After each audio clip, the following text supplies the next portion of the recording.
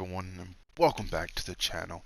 And in this video, we're going over the Magicka Nightblade no trial sets. Very easy to obtain setup. I have a lot of fun with it. It pumps out a lot of damage. So let's go ahead and jump into it. I have 36.2k max Magicka, 17.6k max health. I have 1.2k magic recovery, 2.5k spell damage, and 62% spell critical. Now, keep in mind, I am a dark elf, so with that said, you might need to adjust your points a little bit, but I have 58 points into Magicka and 6 points into health. Honestly, you could probably take all 6 of them points out of health and throw them into Magicka if you want, and you will probably still have at least 16.7k HP. That's where you kind of want to be. Boon I'm running is the Witch Mothers. The food I'm running is Witch Mother's Potent Brew. The boon I'm running is the Shadow, and don't worry about the Werewolf Bite. It is just there for me to be able to give it to bite other people once a week. So, now, champion points. I have 28 into Warlord, 27 into Sprinter, 65 Tenacity, 75 Arcanist, 34 Tumbling, 41 Shadow Ward, 61 Elfborn, 64 Elemental Expert, 15 Spell Erosion. There's a reason why this is so low, and it has to do with the sets that we are running. It gives us that extra pin, so we don't really need this around 2.1, 2.2k spell pin. We just don't. So we have 31 into Staff Expert, 51 into Master at Arms, and 48 Thermomage. We have 28 Ironclad, 30 Spell Shield, 18 Light Armor Focus, 64 Hardy, 64 Elemental Defender, 23 Bastion, and 43 Quick Recovery. Now, if you don't run this monster set, and you don't run one of the armor sets that gives a spell pin, you may want to, I would take some out of Master at Arms, maybe drop Thermomage to 40, do whatever you need to in order to boost this up around 22, and I think it's about I think you just need to add 7 points into it. I think 7 points, I think 22 would put you around 2.2 in spell pin, if I'm not mistaken, off the top of my head. Now, sets. First set we're running is a craftable set. It is New Moon. We're running in 2 Inferno Staffs, Precise on the front bar with a flame damage enchant, and on the back bar we're running Infused with a weapon damage enchant. Now, our spell damage can go higher. If you turn these to gold, it will go up to about 2.7, 2.8 unbuffed. So, it can get even higher. So, what this set does, it gives us spell crit, spell damage, spell penetration, and it gives us 464 weapon and spell damage. But it does cost us an extra 5%. So, give and take. It gives us a lot of stats that are very useful, but at the same time, it makes our abilities cost 5% more. So, definitely, Hagen, you're definitely going to want orbs from your healer or shards, whatever. And you're going to want to make sure you keep your leeching ability up at all times, so that way, because you're going to use a lot of resources. So, now the monster set we're running is Valken Scoria. We're running Divines with a max health enchant to put me above 17. You know, you could take, like I said, you could take this off, probably add a max magic glyph. It won't make much of a difference, but I like having 17k HP because I do a lot of pugs, and you never know what you're going to get. If you're going to get an actual tank, if you're going to get an actual healer. So just for me, that extra HP works for me. But if you know you have a decent healer, you know you're going to have a tank, 16.7k is about where you want to shoot. I like a little more because you never know what you're going to get. So, what this set does now is that they changed the one piece with Greymoor. So instead of it giving maximum health, it gives us spell pin. So this is another reason why. So we have 2 sets now giving us spell penetration, and it allows us to take some of those points away to put it somewhere else. So what the second piece does is when you deal damage with a damage over time effect, you have an 8% chance to summon a meteor that deals 12k flame damage to the target and 4.4k flame damage to all other enemies within 5 meters. This effect can occur once every 5 seconds. Now, we're running a heavy helmet Divines, and In-pen shoulders with Max Magicka. You do want divines. I just haven't had any luck getting them out of the chest yet, but still working on it. So, but you do kind of want all your pieces in divines if you can get them.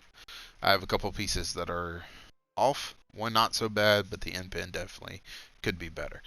Uh, if you don't have Valkynscoria, because Valkynscoria comes from City of Ash 2 on Vet, and that dungeon can be complicated. Um, it's not the hardest dungeon in the world. Well, it's not the hardest dungeon in the game, but it can be relatively difficult if you don't know what you're doing, or don't have team comp. Now, easier ones to get is Elambris from Crypto Hearts. That works pretty well. It gives you Max Magicka, and then it'll summon down immediate fire mirrors. We don't really run any lightning abilities, so we wouldn't trigger that effect. There's also Grothdar from Vaults of Madness, which is an amazing set as well. So those two sets, you can run Shadow Rend as well. Gives you magic recovery when you take damage. Possibility you could take damage, possibility you not. I wouldn't really recommend this one myself, but I have seen some people run it, especially when they're doing solo, when they're not with groups. There's also Zons, which is from Scalecaller. In the end, Valkynscoria, Zons are pretty top two sets, for me at least. These would be my two go-to choices for this setup. So, now, the second 5-piece set that we're running is Scathing Mage. This comes from Imperial City Prison. It's been out for a while, but they did make some changes to it. I'm running an infused chest with Max Magicka enchant on it. Like I said, this is one of those sets where Divines is better, but infused on a big piece like legs or chest isn't the end of everything. It does give us more resources, which is nice because we are running New Moons. But if you can get it all in Divines, by all means, go for it. But infused on the big pieces isn't necessarily bad either. And then we're running Divines waist, gloves, legs, and boots. And then we're also running Scathing Mage, all arcane, all with spell damage, enchant jewelries. You can run these as purple. I got a golden one from a golden vendor one week, so I just kind of have that there. Now, what Scathing Mage does, it gives us Max Magicka, Spell Crit, and Spell Crit. And when you deal direct damage, you have a 20% chance to increase your spell damage by 498 for 5 seconds. This effect can occur once every 5 seconds. This used to be when you deal direct critical damage, you had I think like 15, it may have still been, I think it was like 15% or 20% chance to increase your spell damage. They gave it a buff in the spell damage that you get, and they just made it when you deal direct damage, so it doesn't have to be critical anymore. So I like running this set now. I really enjoy. I switched back to it, and I'm having a lot more fun with it. So at one point I was running Mother Sorrow with Scathing Mage, and it was a great set. Which by all means, if you have Mother Sorrow, if you want to invest into it, I think the gloves can run you about 10k, and the chest and legs will run you anywhere between 10 to 20k, just as long as you shop around for it and look. Now the waist and the boots of Mother Sorrow can get very expensive, but luckily they drop from delves, and those are very easy to farm. But the public dungeon is just crowded with people in Deshaun, so it's really complicated to farm. Well, it's not complicated, but it's kind of a pain to farm the chest and the legs. So, but Mother Sorrow and Scathing Mage works wonders here too if you don't want to run New Moons. Of course, you'll have a lot more spell. You'll have a lot more. Your spell damage will go down a little bit, but you'll have a lot more crit. So, but we don't, at 64%, we don't really need Mother Sorrow. So, I'm running New Moons. So, now, skills. We have Inner Light on a bar. We have Impel, which is our execute. We're going to throw a magic blade with a lethal precision to strike an enemy, dealing 4.4k magic damage. Deals 300% more damage to enemies below 25% health. Don't let this fool you. That 4.4k is very deceiving. Once they get to about 23% is when I like to start impelling. I've seen it hit for, I think the highest I've seen it hit for is 57k and that is without Bloodthirsty. If you have Bloodthirsty, that can hit harder, but it is giving me minor force. That's with me standing in Ola rims and having major sorcery for my spell power pods, which I guess I should mention before I go any further. You can use trash pods throughout most normal dungeons, but normally when I do vets, I like to switch to Essence of Spell Power because we don't have anything giving us major sorcery in this setup. So there's a skill that I can show you that you can put on if you want to run it, and by all means you can. But it's just I don't have anything in this setup. So if you want to make some changes, you can definitely have it. So, and then we have Merciless Resolver. Focus your senses for 40 seconds, reducing your damage taken by 2% with every light or heavy attack up to 5 times. While active, hitting an enemy with 5 light or heavy attacks, convert this ability into Assassin's Will, allowing you to fire a spectral arrow for half cost that deals 18.3k magic damage and heals for 50% of the damage dealt if you are within 7 meters of the enemy. We're going to be right up on the target, so we will be within 7 meters. So every time that goes off, we are going to heal. And it will hit very hard. Especially with 64% crit, it's going to crit a lot. I've seen the bow just by itself, not in execute range, nothing like that, and it has hit for 32k, 37k. You know, the numbers fluctuate a lot, but it does hit very, very hard. So you want to make sure you are weaving those light attacks to proc this, because this is a very hard-hitting ability in your toolkit, and you want to make sure that you're weaving those light attacks in between your ability to fire this off. You should be able to fire this off before you switch to your back bar, and when you first switch to the front bar from your back bar. So you should be able to get 2 shots off every rotation. So as you start a rotation, you should be able to get this off.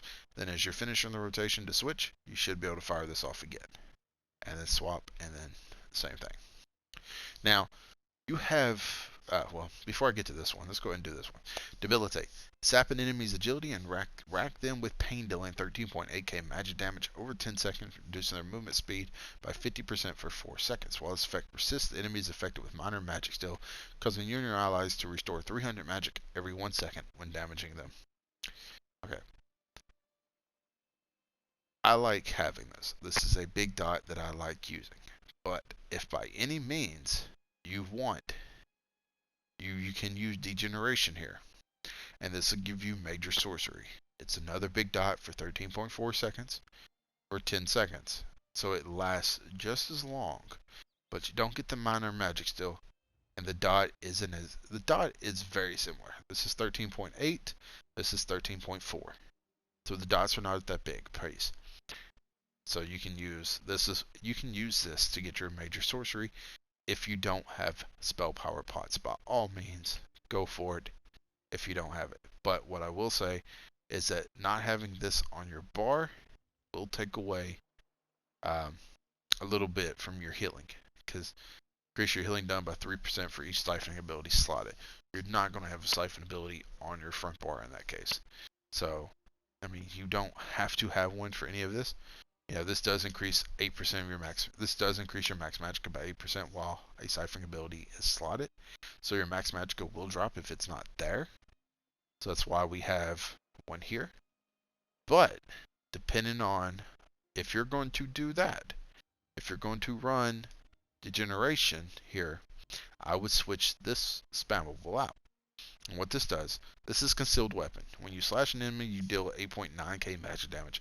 Attacking with Concealed Weapon from the flank stuns the enemy for 3 seconds and sets him off balance, while sliding your movement speed while sneaking or invisible is increased by 23%. Now, I've started using this one recently, just because with Greymoor, I don't really like the way Swallow Soul feels. But if you switch out Debilitating with Degeneration, use Swallow Soul as your spammable. What it does is it steals an enemy life force, healing you, dealing 8.3k magic damage, and healing you for 36% of the damage inflicted every 2 seconds for 10 seconds. So this is, it's a pretty solid ability. As you can see, there's a little bit difference in the damage, but this one will heal you, and it will allow you to switch out debilitation for degeneration. So that way you can have major sorcery without using weapon power, or not weapon power pots, but spell power pots, because I know that can get relatively expensive. And sometimes if you just want to go the cheaper route, sacrifice a little DPS to save you some gold because you just can't afford it, or you just don't have the necessary ingredients, or whatever the case may be, Swallow Soul here works well. Now, besides Concealed Weapon and Swallow Soul, you have two other spammables that you can use here, some better than others. You have Crushing Shock. Focus all elemental energies with your staff and blast an enemy for 2.6k flame damage, 2.6k frost, and shock damage. Enemies hit while casting are interrupted and set off balance and stun for 3 seconds. I do from time to time use this as well, especially in Vet Fanglair. When you're doing hard mode, you've got to stun them. Little dude comes out shooting out the orbs, you got to, or if it's just something you got to stun and you're not near them enough. Like the final bosses in Ice Reach right now in Vet. Little 4 witches, they come up, you've got to stun them after you go through them. Crushing Shot, you never have to move. You can just shoot them, it stuns them, it sets them off balance, and you just go on to the next one. You don't have to run and bash them. So, now, as you get higher, Elemental Weapon is a really good one as well. If you have your Sigil line, you infuse your weapon with power, causing your next light attack used within 2 seconds to deal an additional 8.3k magic damage and apply the burning, concussion, or chill elemental status effect. If the power is not consumed in time, you restore 1.5k magic damage. Honestly, to me, Concealed Weapon, this one has the most fluent motion for me. But it is entirely up to you on what you want to use. If you have not grinded the Sigil line, then Concealed Weapon, Crushing Shock, or Swallow Soul is the way to go. So that is it for our ultimate Soul Harvest.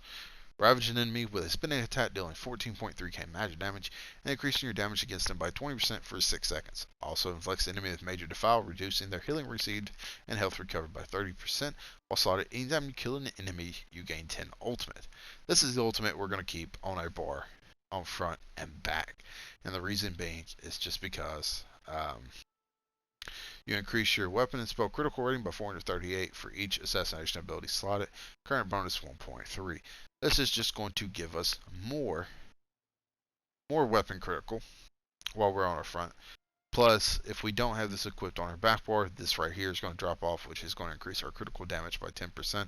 Dealing critical damage grants you and your group minor savagery, increasing your weapon critical rating by 1.3 for 20 seconds. So your crit will go up when you deal critical damage. So we're at 64% crit without minor savagery active. When you go up to I think like close to 6.6, it's just a little bit more, not a whole lot. So back bar. This is kind of your flex spot. We have Harness Magicka here for a shield. If you find yourself not needing a shield, you can always put Inner Light back on your back bar, so that way those resources from that does not drop off. So that way, because while this is slight, your max Magicka is always increased by 5, and you gain Major Prophecy at all times. So if you wanted to, you just put this on your back bar, and everything will be pretty solid. It'll stay the same, because we're running the same sets on our front and back bar. But sometimes you just need a shield, and Harness Magicka is the way to go. What this does is converts a portion of your Magicka into a protective ward, gaining a damage shield that absorbs 8.8k damage for 6 seconds. Damage shield strength capped at 50% of your max health. While active, whenever the shield absorbs damage, you restore 217 Magicka. Each piece of light armor worn increases the Magicka restored by 33%. This effect can occur up to 3 times. Now, this is another one that is going to vary on what you have and what you don't have. Channeled Acceleration is from the Sigil line. I understand Sigil line is pretty tedious, but basically this is going to bend time and space around you to gain Major Expedition for 12 seconds and Minor Force for 36 seconds. Increase your movement speed by 30%, critical damage by 10%. We're only using this for the Minor Force and movement speed. So we don't have a lot of stamina, so this comes in handy because it does take Magicka, and we don't have to worry about it for 36 seconds. Now it does have a 1.3 cast time. So if you don't have your Sigil line though, you just get Barb Trapped here, or Trap Beast, and you morph it to Barb Trap. I never bothered to morph it because I've been using the Sigil line for quite a bit. So it's just kind of there. So Barb Trap is the way to go there if you don't have your Sigil line leveled up. So, siphoning attacks. Embed your weapon with soul-stealing power, causing your light and heavy attacks to heal you for 1.4k health and restore 106 magicka for 20 seconds. Fully charged heavy attacks restore twice the value. You restore up to 4.2k additional magicka when the effect ends based on the length of time siphoning attacks was active. This is what I was talking about. This is going to give us a heal, and it's also going to give us a little bit of magicka resources. Because of the fact that we're running New Moon, those abilities are going to cost us 5% more. So, this is going to give us some resource management. Debilitate is going to give us minor magic still. So again, these two basically kind of help us sustain with New Moon. So keep this up. You can, if you're running short on resources just a little bit, and it's only got a few seconds left, by all means you can pop it early to get that 2 or 3 last executed off in order to finish the mob. But if not, try to let this run the entire 20 seconds to get the most out of it. And then we have Twisting Path here. You create a corridor of shadows, granting you and allies in the area major expedition, increase your movement speed by 30%.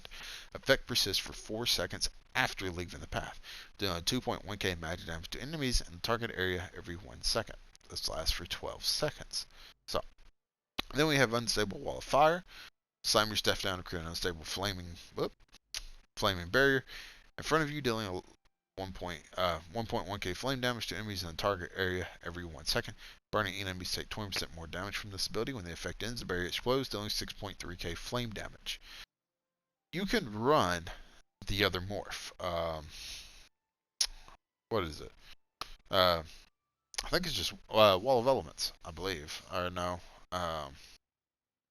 Sorry, I'm spacing on the other morph. It lasts a little longer, but I like the explosion at the end here. It just seems to pair off a little bit better. So, and plus, when this kind of runs out, it gives me that those extra 2 seconds to proc this, drop this, and then go back to the rotation. So, and then on the back bar, we have Soul Harvest. Same thing as the front. We just keep going. If you wanted that AoE damage on your back bar, by all means, just run Elemental Rage, or if you have it, Shooting Star, whatever, something that will give you that extra damage.